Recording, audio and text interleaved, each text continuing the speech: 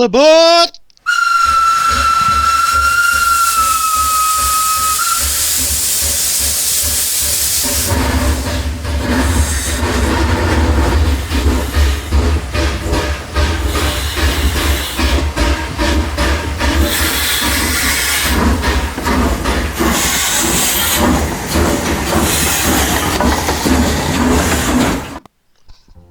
Hello and welcome to this edition of Shaky on the Shed, where we'll be doing the Hornby Railways Powergen Pug, and as you can see, it's very much the worse for wear. And dare I say, I think it was underneath the bath or shower tray where it's been found, as there's even pubic hairs on it. Ew. Yeah, it's really grotty. I should have really handled it with rubber gloves, but I assure you I washed my hands thoroughly after. It's about the worst one I've tackled so far. As can be seen, there's a lot of corrosion on the die-cast parts, there's rust on the metal parts. Even inside there's rust on the metal parts.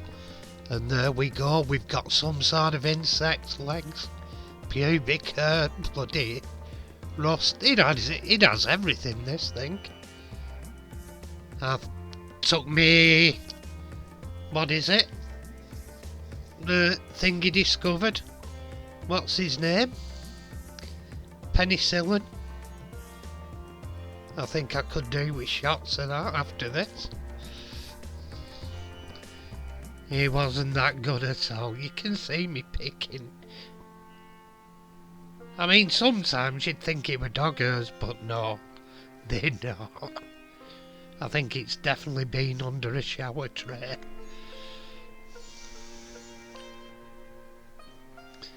Anyway, here we go, disassembling it. And I don't know what it is with Hornby's blue plastic.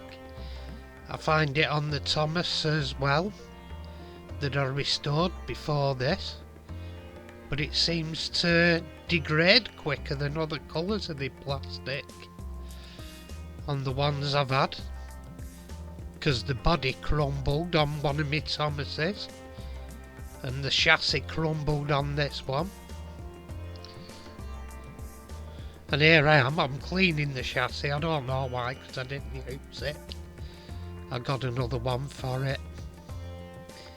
And at that point, what I'm doing, I'm using car silicone gel you use for valeting for the black parts on cars, or plastics on cars. And when they go in for cleaning and valeting, it's done quite a nice job. What with the wash and putting that on, and for the top end I'm doing some polishing with a Q-tip and some silver water salt.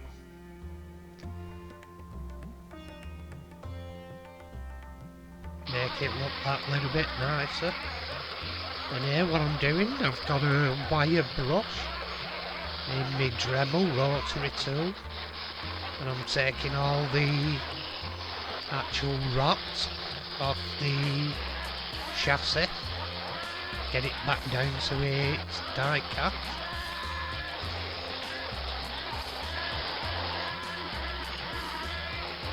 And here, what I'm doing the same with other parts.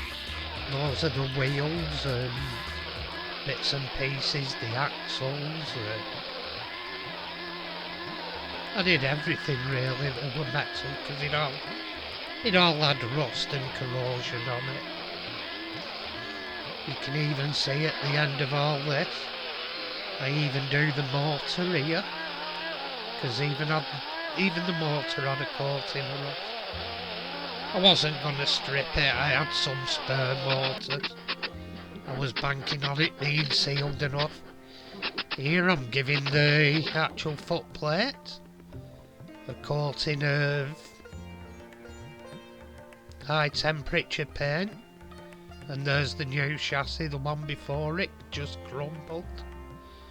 And I'm putting wheels in, the gear wheels going there in the front.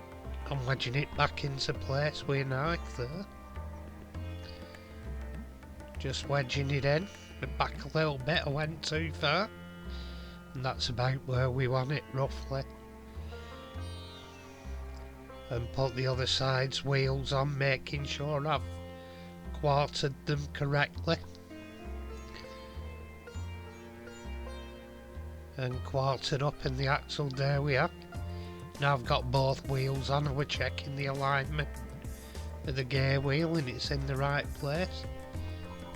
And at this point we're putting in the electrical no, hang on a minute, I'm putting a dab of oil in on the axles.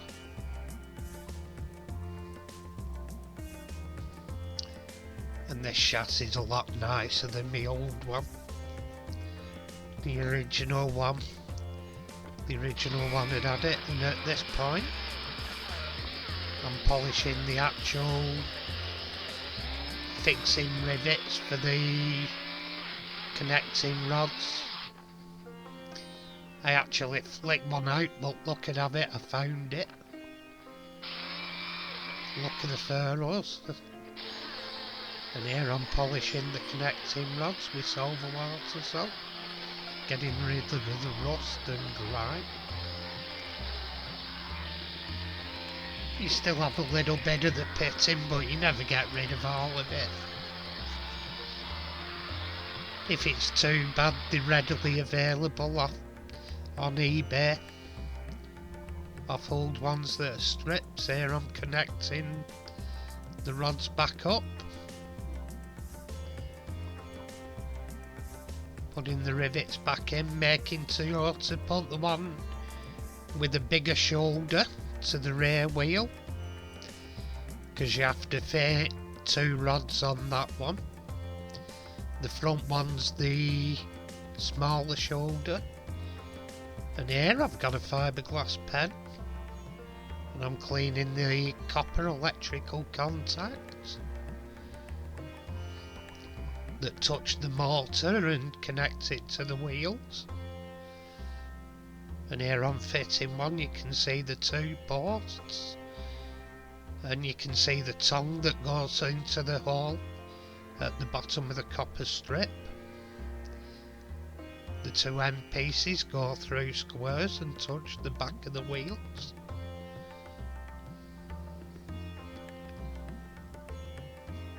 And here it's a bit of a pain to get in, but there we go, and it clicks into place.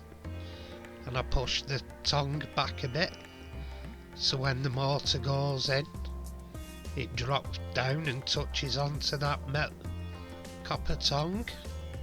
And here I'm putting the other side in. Probably a bit faster than the other one. Who knows? And there we go, I think that's in. No, it isn't. It unclips again, but it goes in after. Same thing, make sure it's all clipped down. And here I'm screwing the motor mounting block into the chassis. It has a clip at the rear and a screw at the front that holds it in. And then the motor goes in with a black cap on the end.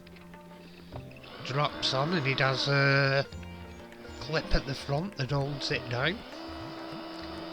And here we are checking the motor for running. Nice little runner. It's actually a good motor.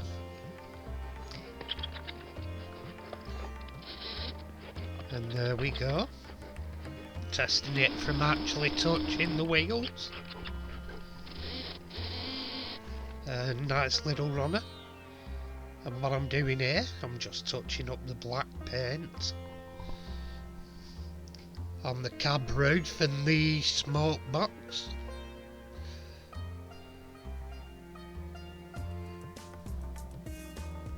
Just touch it up and at the end of it. Ta-da! We have a nice little Powergen Castle Donington power station pug. Another different variety to my collection of pugs.